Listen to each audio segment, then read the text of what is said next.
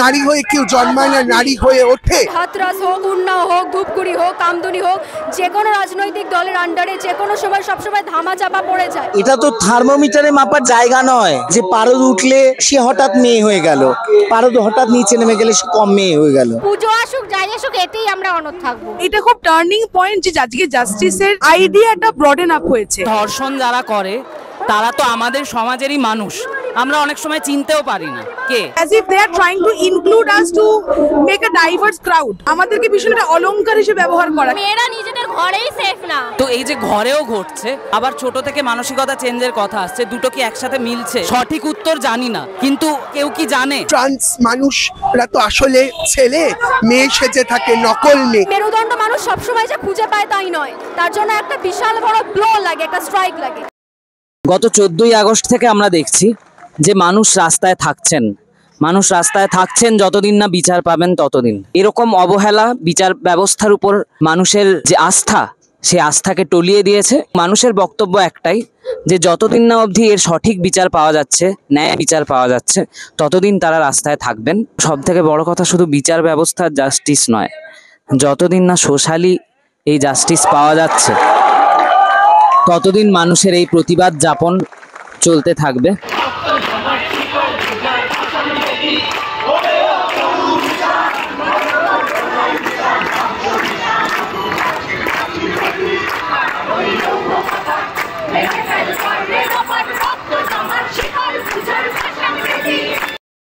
আজকে যাদবপুর বিশ্ববিদ্যালয়ের 4 নম্বর গেটেও এক অভিনব প্রতিবাদের সাক্ষী থাকলাম আমরা। যে প্রতিবাদী জমায়েতের আহ্বান দিয়েছিলেন একজন ট্রান্স নারী, অনুরাগ মৈত্রেয়ী। মানুষ তাদের বক্তব্যকে যত পরিমাণে ছড়িয়ে দেওয়া যায় তার জন্য নতুন নতুন ফর্মও তারা খুঁজে নিচ্ছেন প্রতিদিন। সেখানে আজকের এই যাদবপুর বিশ্ববিদ্যালয়ের 4 নম্বর গেটের যে জমায়েত, সেটা একটা নতুন অভিনবত্ব যোগ করলো, কারণ এখানেই প্রথমবারের জন্য একজন ট্রান্স পার্সনকে আমরা দেখলাম এই জমায়েতের কল দিতে, এই আন্দোলনে।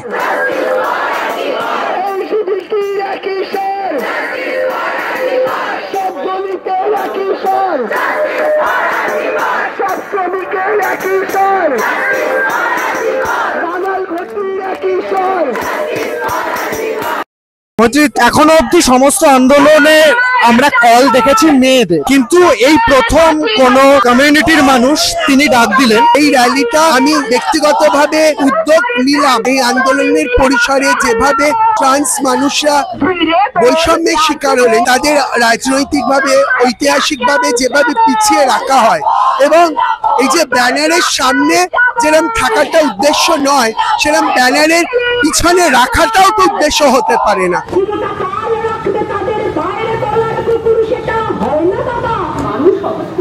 নিজেরটা নিয়ে যখন এগিয়ে আসে তখন সে কেবল নিজেরটাই ভাবতে থাকে, আমি সবার সঙ্গে দাঁড়াবো, সবাই আমার সঙ্গে দাঁড়াবে। রবীন্দ্রনাথ 70 বছর বয়সে চিঠিতে বলছেন, প্রবল পুরুষ প্রবল নারী বলে পৃথিবীতে আসলে কিছু হয় না, আমরা সবাই অর্ধ নারীর স্বর, হয়তো পৃথিবী এত সুন্দর।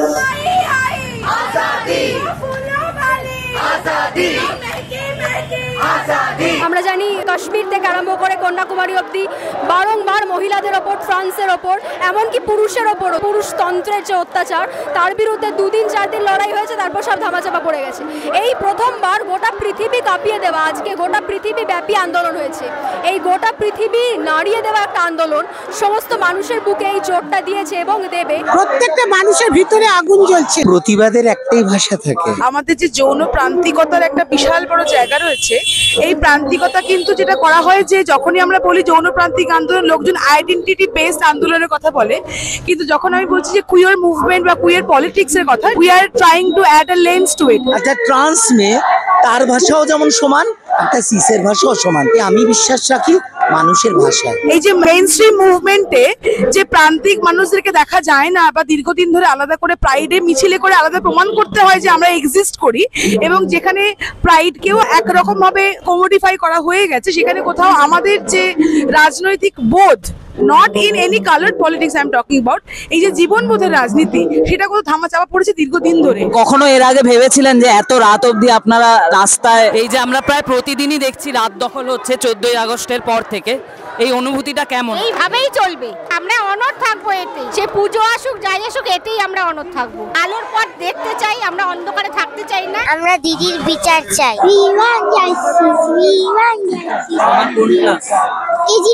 ক্লাস 2। প্রত্যেকটা জমায়েত দেখে মনে হচ্ছে যেন এই বিশ্বকে এই শিশুর বাসযোগ্য করে যাব আমি। কবি সুকান্তর এই লাইনগুলো খুব প্রাসঙ্গিক হয়ে উঠছে। অন্যায় যে করে আর অন্যায় যে সহে, তব ঘৃণা তারে যেন তৃণ সমুদয়।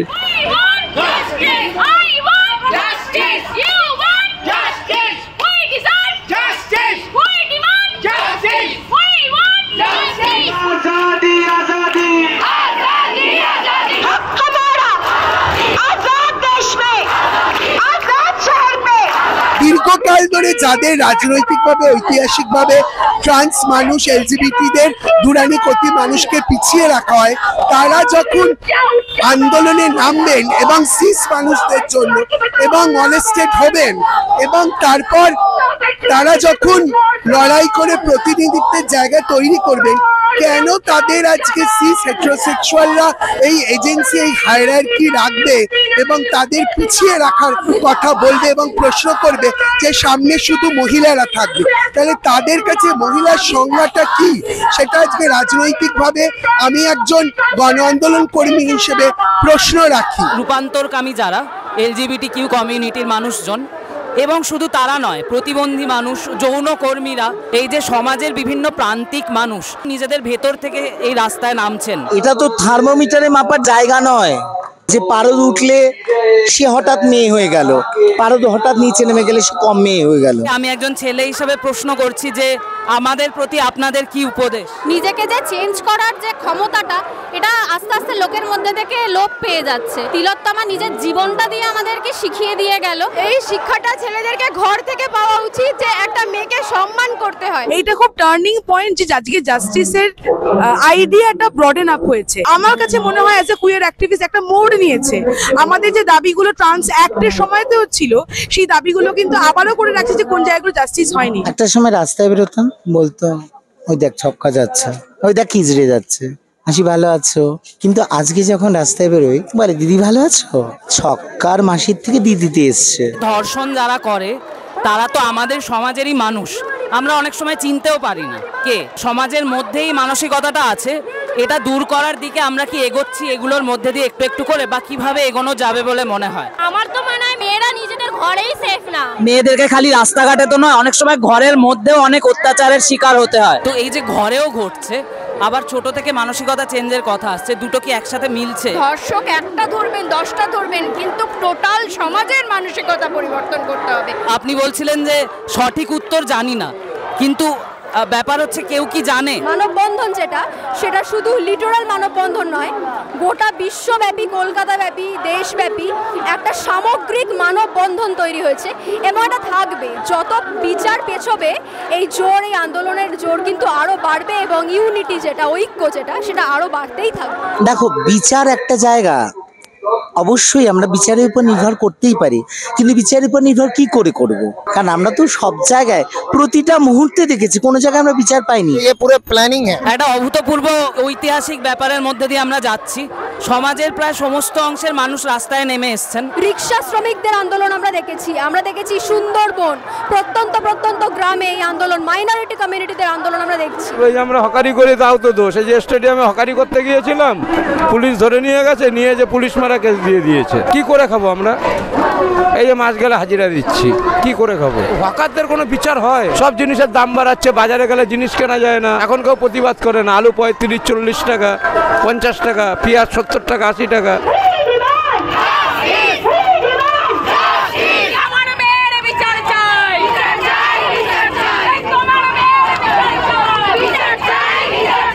আমি তো মানসিক প্রতিবন্ধী লোকের ভাষায় কম, মেয়ে তো। জেন্ডারের আন্ডারস্ট্যান্ডিংটাই একটু ব্রডেন করার খুব দরকার। মানে এখানে এই সিস প্রিভিলেজের ব্যাপারটা চলে আসে। আজকে যদি আমাকে রাস্তায় এখানে আমারও না টেনে আমার জামাকে খুলে দেয়, আমার পাশে হয়তো আমার ট্রান্স বন্ধুরা থাকবে সব সময়,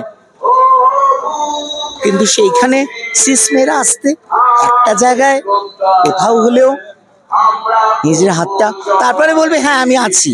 তোমাদের পাশে আছি। তিলোত্তমা তো চলে গেছে, তাকে তো আর আমরা ফিরিয়ে আনতে পারবো না তার মা বাবার কাছে। ব্যাকবোন জিনিসটা না, এই মেয়েটা গিয়ে ব্যাকবোনটা সত্যি আমাদের সেই রকম একটা আন্দোলন আমরা দেখছি আজকে, একটা প্রায় অসহযোগ আন্দোলনের জায়গায় চলে গেছে।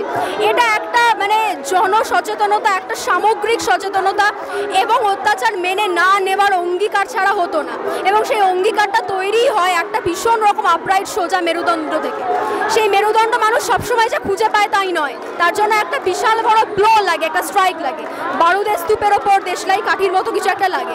সেইটাই ঘটনা ঘটেছে, খুব অনাকাঙ্ক্ষিত, কিন্তু ঘটে গেছে যখন, তখন প্রত্যেক মানুষের একে অন্যের শিরদাঁড়া সোজা করে দিচ্ছে। এইটার মধ্যে দিয়ে যেন একটা ছাতার তলায় আমরা সবাই চলে আসছি নিজের অজান্তেই, একটা অদৃশ্য বন্ধন তৈরি হচ্ছে অনেক অজানা মানুষের সাথে। This is shock me beyond anything. প্রচুর নারীরা রাস্তায় নেমেছেন, কিন্তু এই পয়েন্টটায় তারা এখনো সেই ব্যারিয়ার ভাঙতে পারছেন না, তারা সেখানে আটকে যাচ্ছে। সবাই না হলেও একটা বড় অংশ ভাঙতে পারেননি। তারা ওই ট্রান্স এক্সক্লুশনারি র্যাডিক্যাল ফেমিনিজমে বিশ্বাস করেন যে ট্রান্স মানুষরা তো আসলে ছেলে, মেয়ে সেজে থাকে, নকল মেয়ে, তাই তাদের এই আন্দোলনে ঢোকানো মানে ক্ষতি করা আন্দোলনকে, তারা আসলে পুরুষ।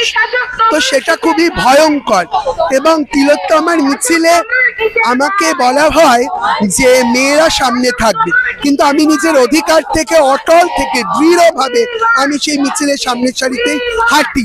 সেই অপমান অবজ্ঞাকে আমি নস্যাৎ করে আমি মানে তো আমি নই, ট্রান্স সম্প্রদায়ের যে আমি প্রতিনিধিত্ব করি, সেই উপেক্ষা অপমানকে অগ্রাহ্য করে।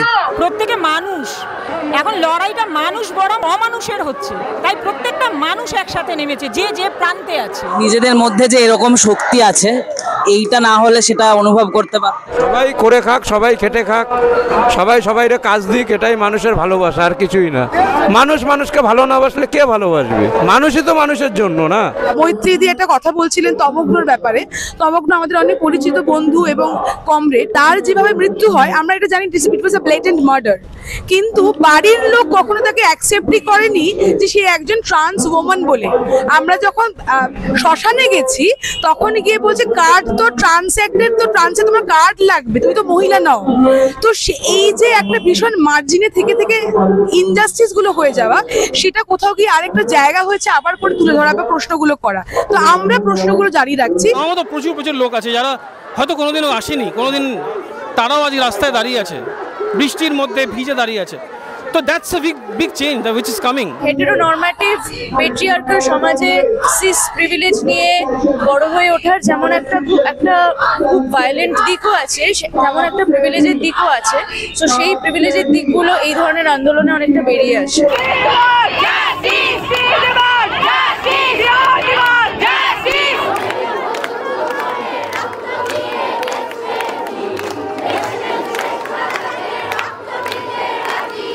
যেভাবে এই বায়োলজিক্যাল এসেনশিয়ালিজমটাকে জোর করে প্রতিষ্ঠা করার চেষ্টা চলছে, এইটার থেকে কাটিয়ে ওঠার কি হতে পারে? আমাদের কি এটা নালসা ভার্ডিক্টকেও কোনোভাবে নস্যাৎ করছে বা ডেনিগ্রেট করছে, যেখানে নালসা ক্লিয়ারলি বলেছে right two determination of gender identity, লিঙ্গ স্বনির্ধারণের অধিকার করেছে, সেখানে নিদান দিয়েছে। তার মানে এখানে কোথাও আইনি অধিকারকে অগ্রাহ্য করে দেওয়া হচ্ছে। দি আইডিয়া অফ পেট্রিয়ার্কি, এটা আমরা জেন্ডার করেছি নিজের সুবিধার্থে, কিন্তু পেট্রিয়ার্কি স্ট্রাকচারটা কিন্তু সমস্ত সোশ্যাল স্পেকট্রামের লোককে পরিচালিত করে থাকেন। এইবারে এই যে মৈত্রী দিকে কথা বলতে না দেওয়া, আর এটা যে আমার আসছে সিস ওম্যান মানুষও যে এটা পরিচালনা করছেন যে আমি কুয়ার ভয়েসকে শুনতে পাচ্ছি না বা নিতে পারছি না, সেটাও কিন্তু একটা খুব সুন্দর পেট্রিয়ার্কাল আন্ডারস্ট্যান্ডিং থেকে আসছে যে আমি অন্যরকম ভয়েস শুনতে পারার জায়গায় নেই, বা অ্যাজ ইফ আমি জানি যে আচ্ছা এরা তো মানে এরকমই একটা বিষয়, এরা বড্ড বেশি নিজের অধিকার নিয়ে কথা বলে, as if they are trying to include us to make a diverse crowd. আমাদেরকে ভীষণ একটা অলংকার হিসেবে ব্যবহার করা। আজকে যখন আমি আমার কথা বলছি, আমি জানি আমি অনেকগুলো আমির কথা বলছি। কর্নার ফিলিংটা আমরা কেউ অ্যাকসেপ্ট করতে পারিনি এবং করবো না। কিভাবে ভয়ঙ্কর এই পিতৃতান্ত্রিক আস্ফালন, এই বায়োলজি দিয়ে কিভাবে আসল নকল নারী করার পরিমাপ তারা করছেন। সেই বোভায়ের যা বলেছিলেন যে নারী হয়ে কেউ জন্মায় না, নারী হয়ে ওঠে, সেই দর্শনকে তারা অগ্রাহ্য করে অপমান করছে আমাদের মতো মানুষকে।